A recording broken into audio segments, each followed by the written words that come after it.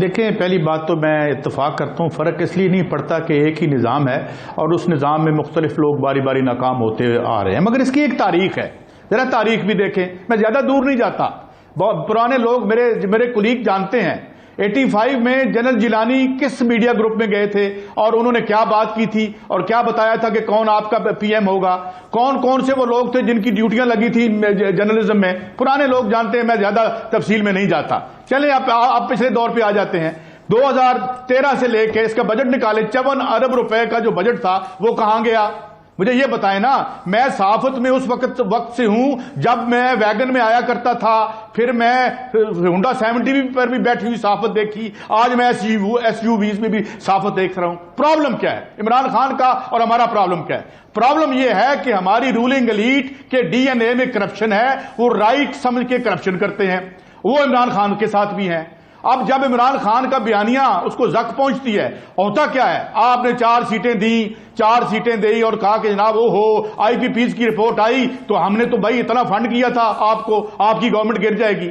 देखें, फरोई बातों में ना रहें, ज़हीन कौन है और गैर ज़हीन कौन नहीं है। सईद काजी साहब, मुझे एक ब्रेक लेनी है, मैं ब्रेक के बाद आपसे ही शुरू करता हूं ताकि आप बात मुकम्मल कर सकें। नाज़रीन, एक ब्रेक ले लें। नाज़रीन, वेलकम बैक। सीधा चलते हैं सईद काजी साहब की तरफ। सईद काजी साहब, बात अपनी आप मुकम्मल भी कर लें और थोड़ा सा उसमें इस सवाल को भी एड्रेस करें कि आखिर वज़ीर आज़म इमरान खान को करना क्या चाहिए मीडिया को सेटिस्फाई करने के लिए?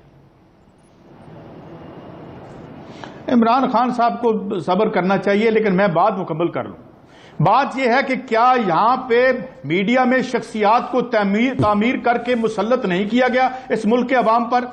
जो कस्टम इंस्पेक्टरों और इनकम टैक्स इंस्पेक्टरों के घरों के बाहर टोकरे मिठाई के और फलों के टोकरे लेके खड़े रहते थे, उनको क्या इस मुल्क में मुसल्लत नहीं किया गया?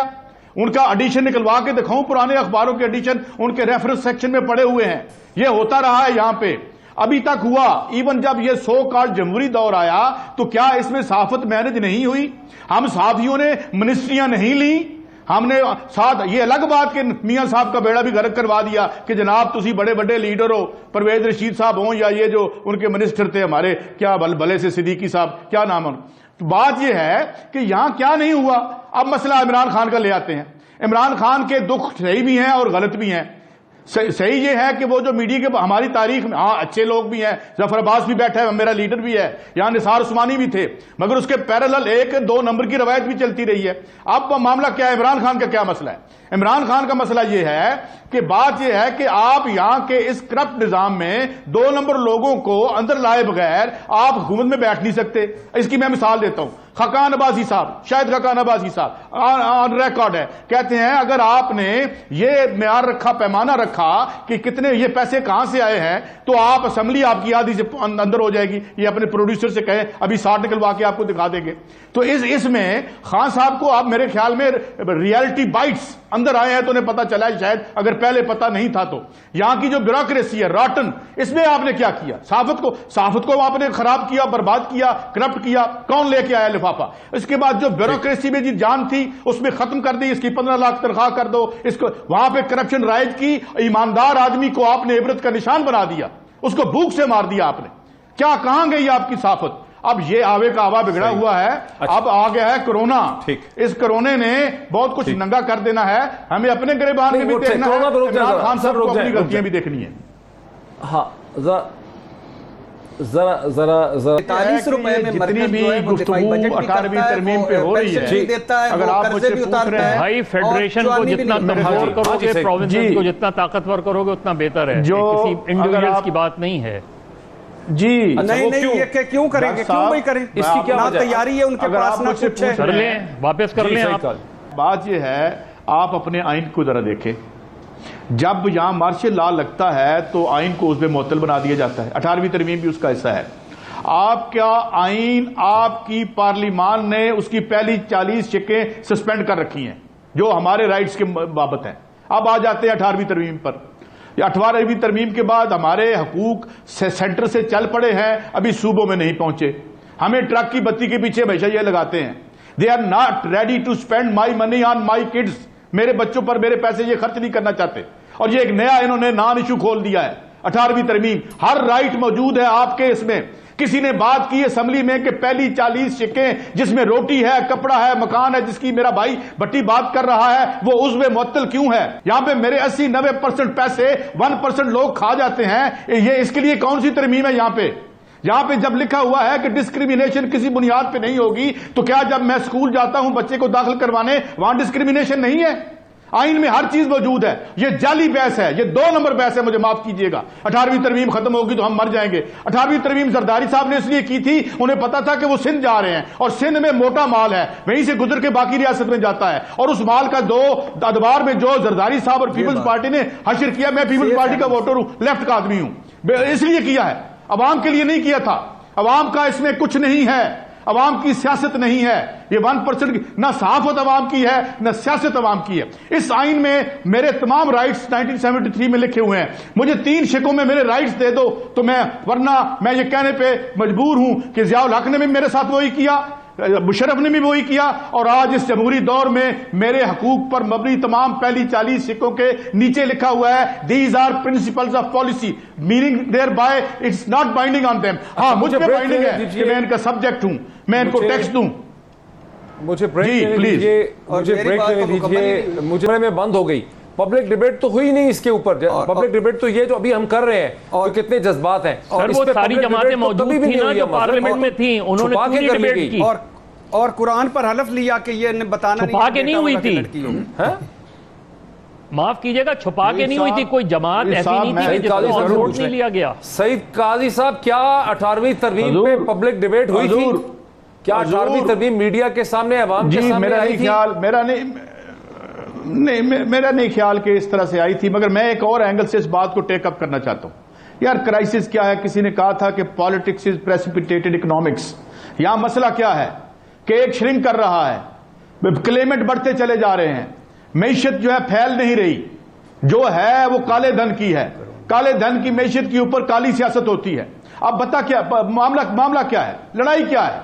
ये क्यों इश्यूज हमें उन रियासतों में नजर नहीं आते जहां पे एक अमूमी खुशहाली है, जहां पर जो है वो 47 नेशनैलिटीज रहती हैं?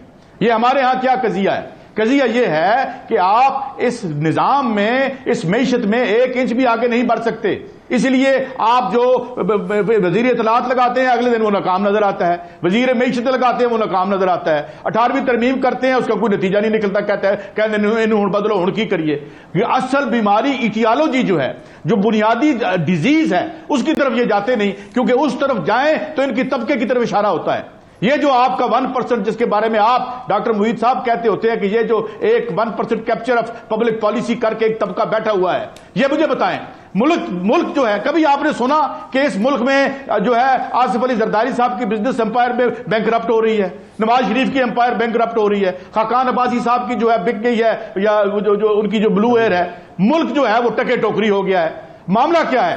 मामला यह है कि यह इशू उस वक्त तक हल नहीं होगा जब तक इस मुल्क के माशी मसाइल और आम आदमी के माशी मसाइल हल नहीं होंगे। हम लड़ते रहेंगे बेमानी बातों पे, और ये हमें लड़वाते रहेंगे। कभी कहेंगे हम जलील इसलिए हो रहे हैं क्योंकि लोकल बॉडीज नहीं है, फिर कहेंगे नहीं यहां तो जमहूरियत नहीं, यहां तो सदारती निजाम ले आओ, वो ठीक। और बात असल क्या है कि तुम हमारे पैसे हमारे ऊपर खर्च नहीं करना चाहते, फ्रॉड करते हो हमारे साथ, और हमें निजामों की बेमानी बहस की भूल भुलाइयों में उलझा के तुमने रखा हुआ है। सीधी सी बात है, मुझे मेरे आइन की तहत मुझे यह हकूक चाहिए, पहली 40 सिक्कों को आप करें, उनको ऑपरेटिव करें। आपने आइन को, और आप इस निजाम में उसको ऑपरेटिव नहीं कर सकते, यही क्राइसिस है। मैं बिल्कुल आपकी बात में बड़ा वजन है, आपकी बात में सईद काजी साहब, आपकी बात में बड़ा वजन है। जरा इस पे इरशाद भट्टी साहब का और मजहर अब्बास का। मजहर अब्बास साहब, आप चूंकि लेफ्ट के आदमी हैं, थोड़ा सा लेफ्ट की साइड पे हैं आप, तो आप एक सोशलिस्ट तरीके से सोचते हैं। जो असल इशू है वो ये है कि इकोनॉमी ग्रो नहीं कर रही, इसमें क्रिएटिविटी नहीं है, इसके अंदर कोई सॉल्यूशंस नहीं है, यहां दौलत और यहां वेल्थ ही पैदा नहीं हो रही,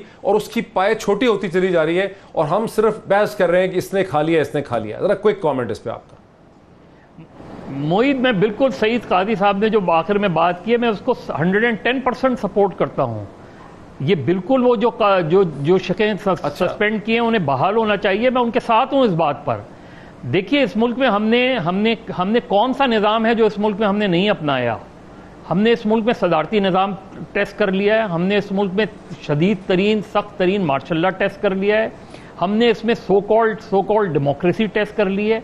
तो हमने सारे सिस्टम, और सिर्फ सिर्फ हम करप्शन की जब बात आती है तो हम पॉलिटिशियंस पे आके क्यों रुक जाते हैं, हम ब्यूरोक्रेसी पे आके क्यों रुक जाते हैं। इस मुल्क में 34 साल में किसी और ने भी तो हुकूमत की है, उनकी करप्शन की कभी कोई बात क्यों नहीं करता।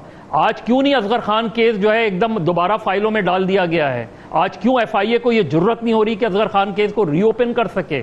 तो हम जब भी हैं जो आधा सच बोलते हैं तो प्रॉब्लम वहां आती है। जब तक आप इसमें तय नहीं करेंगे कि इस मुल्क को चलना किस तरह है, उस वक्त तक हम यही तय नहीं कर पा रहे कि हम निज़ाम को ख़राब करने की तो बात करते हैं, तबाह करने की तो बात करते हैं।